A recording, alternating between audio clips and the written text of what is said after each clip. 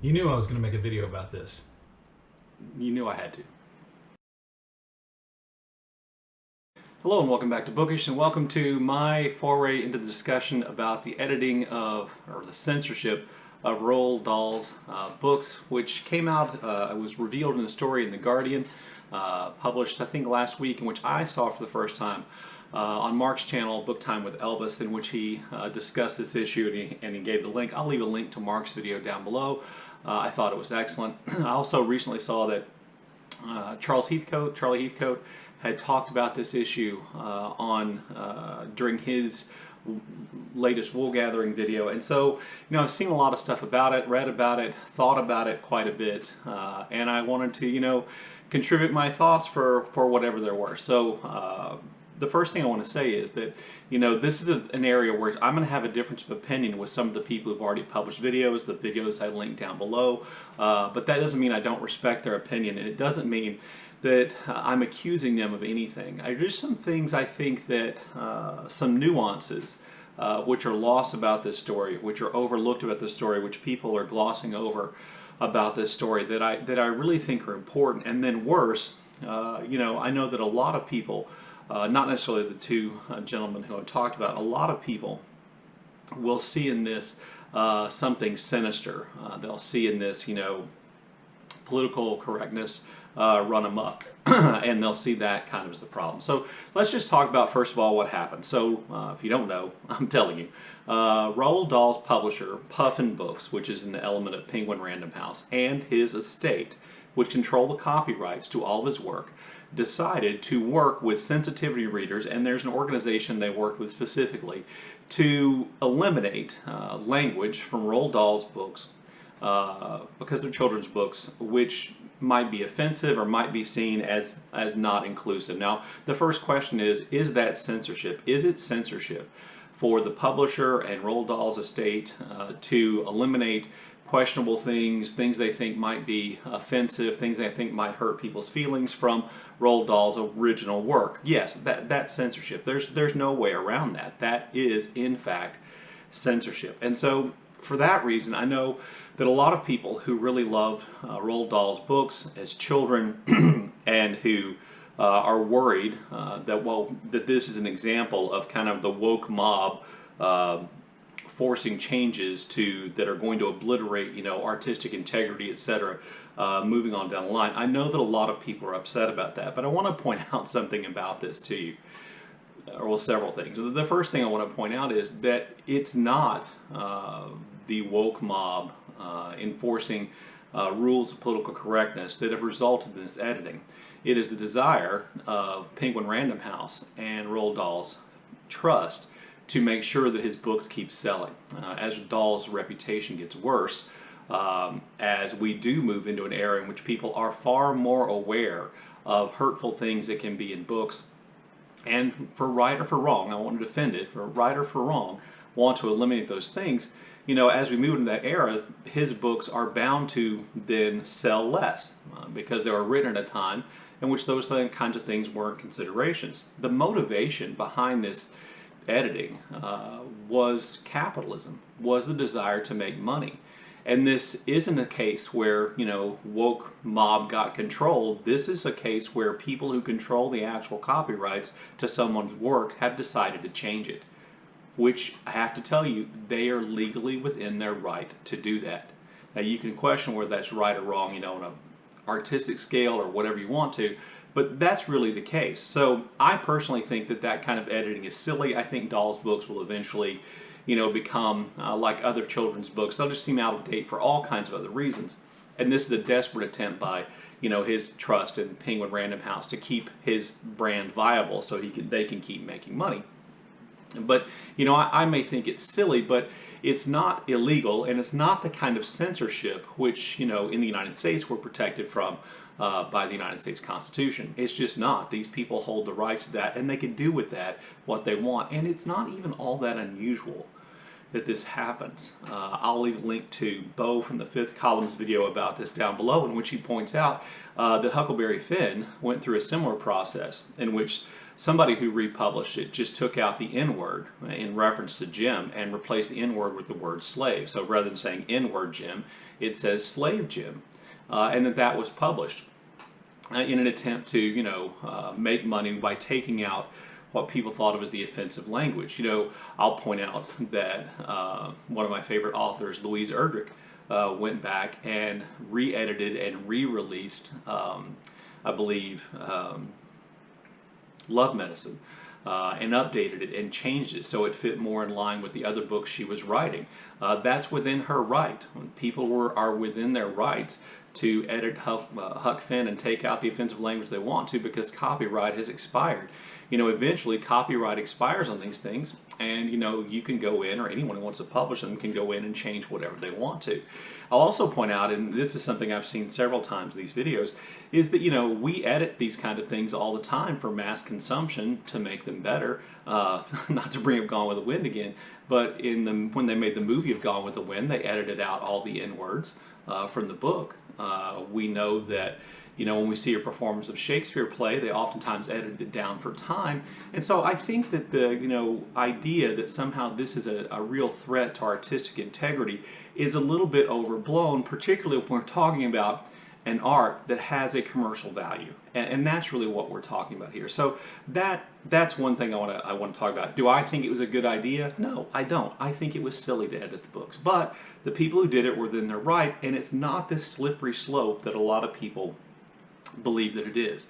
What is a slippery slope is what Ron DeSantis and other governors are doing in terms of school curriculum, in terms of books that are available in libraries, in terms of what kind of books teachers can assign or can have in their school libraries and give to kids.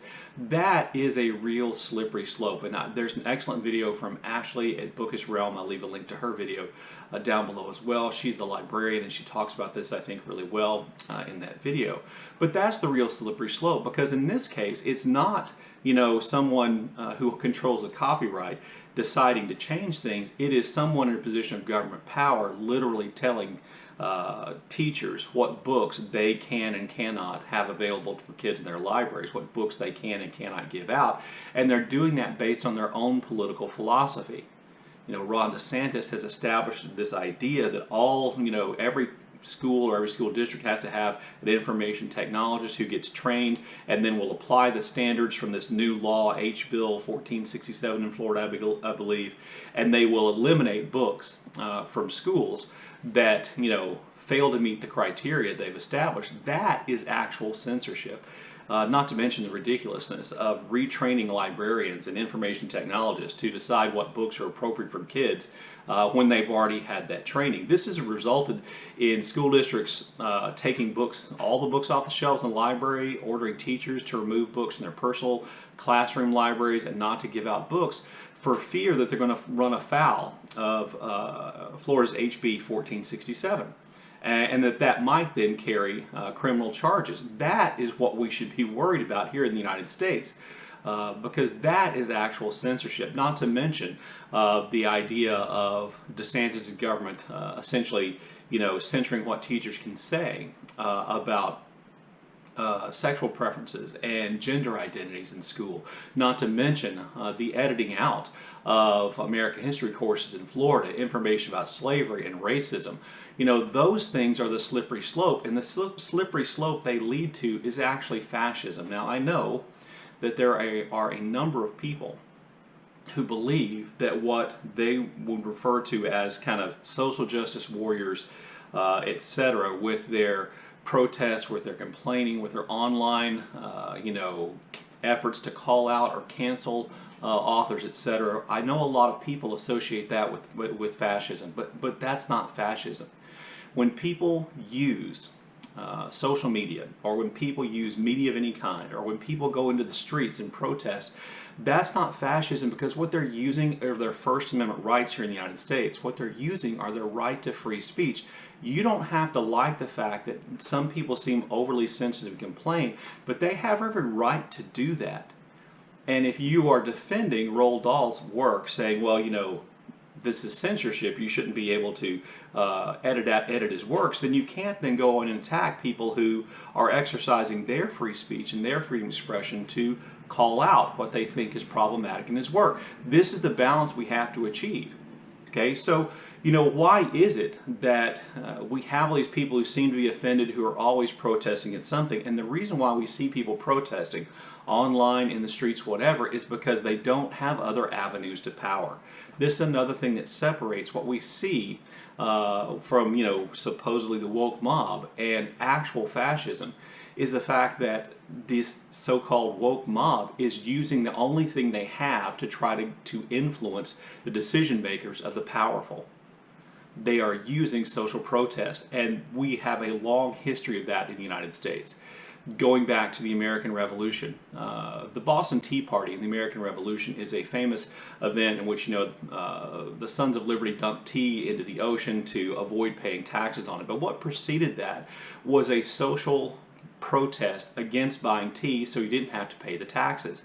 In other words, the Sons of Liberty rallied people publicly. They protested against the tax on tea, and they tried to get people not to buy the tea.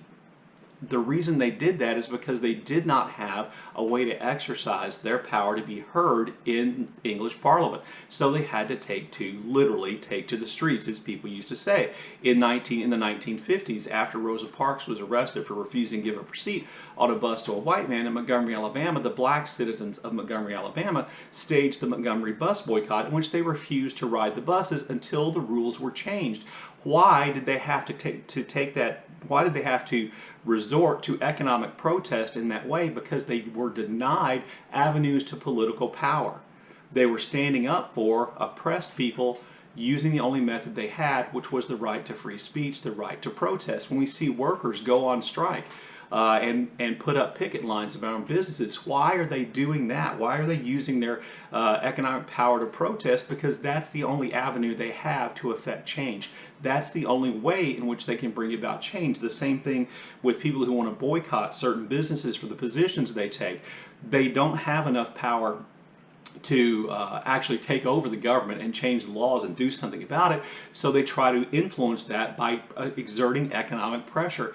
And that's what we're talking about here. Even if you think social justice warriors in some way put pressure on the Dahl estate to change the books, and that's why it took place, they are exercising their right to protest against things that they don't agree with. That's not fascism, that's actually democracy. And to call that fascism is just wrong. To call what Ron DeSantis is doing in Florida fascism is right. Because what a lot of people forget about fascism is that fascism isn't just about control and censorship. We assume that's what fascism is, so that anytime somebody wants to censor a book for any reason, we call that fascist. But that's not fascism. I'm sorry. You might be able to make an argument that's another kind of authoritarianism, fine.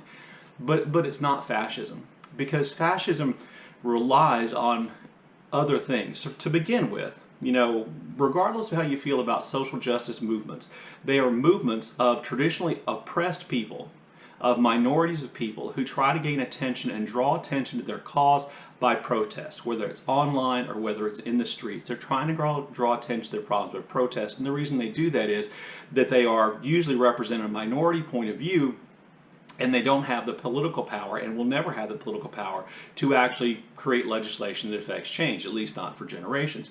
Whereas what you have with fascism, it's the majority group essentially feeling scared, feeling afraid of change, feeling threatened by other groups, feeling threatened by a loss of control, who react negatively. So fascism relies on things like nationalism, extreme patriotism, absolute love of country. We see this reflected in Ron DeSantis' editing of American history to eliminate things that make kids hate the United States of America. Not that that's what actually happens in schools, but that's what he's trying to eliminate, so that we all grow up loving the United States of America because, wow, isn't it great and it's never done anything wrong.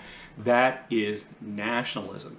Fascists also, rather than representing the point of view of traditionally oppressed people, they take the grievances of the traditional majority group and they weaponize that and turn it against people who are in minority groups, people who are traditionally oppressed. That's what's actually happening. So you can see this in Ron DeSantis' targeting of members of the LGBTQ plus community, and in particular targeting trans people. You know, what we see from the GOP, and I'm just using DeSantis as an example today, what we see from the Republican Party is them literally scapegoating, blaming the trans community for all kinds of problems and turning the majority against the trans community and saying those people are a threat to our way of life. This is essentially the same thing that Hitler said about Jews and other ethnic minorities in Germany and in Europe, that these people were a threat to the greatness of the Aryan nation. There's no difference really in what's being said here, and there's no difference in the technique that's going on.